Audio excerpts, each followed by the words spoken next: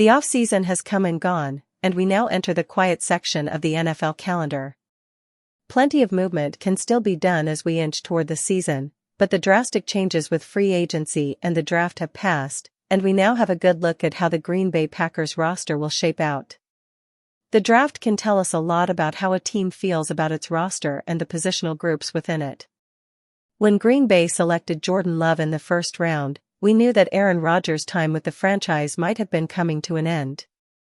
Now that the team did not select a running back in a deep class, they must have supreme confidence in Josh Jacobs and Marshawn Lloyd to lead the charge. With all that in mind, here's what the Packers' 2025 draft told us. A game of chicken with Jaire Alexander.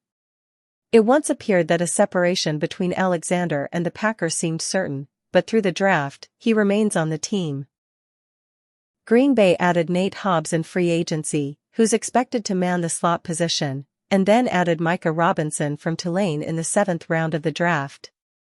That's hardly a plan to replace Alexander. The team may not be desperate, they've operated without him for the majority of the last 2 seasons, so it might not be a priority to do so now.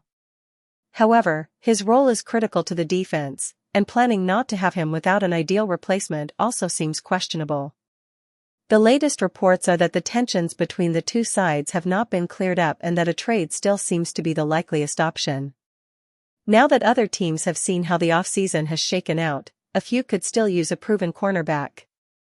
It's unfortunate that this situation has dragged out, but ideally a solution best for both the team and Alexander can come together quickly. Faith in the defense. As things currently sit, only Hobbs would be a new starter on the defense heading into the season. It's expected for Alexander's position to open up as well, but until that happens the Packers will return 10 of 11 starting spots. The expectation was that the team would be aggressive in adding pass rush talent through the draft, yet it didn't take a defender at all until the 4th round. Their 3rd day of the draft did feature defense, but their premier picks were all on offense. This suggests that they have a lot of confidence in a rebound year under defensive coordinator Jeff Hafley in his 2nd year in the role.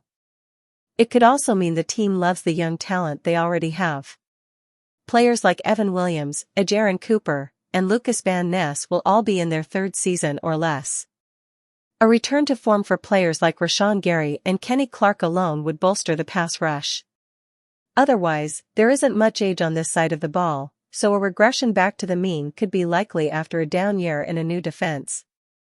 That's the bet the front office made, anyway.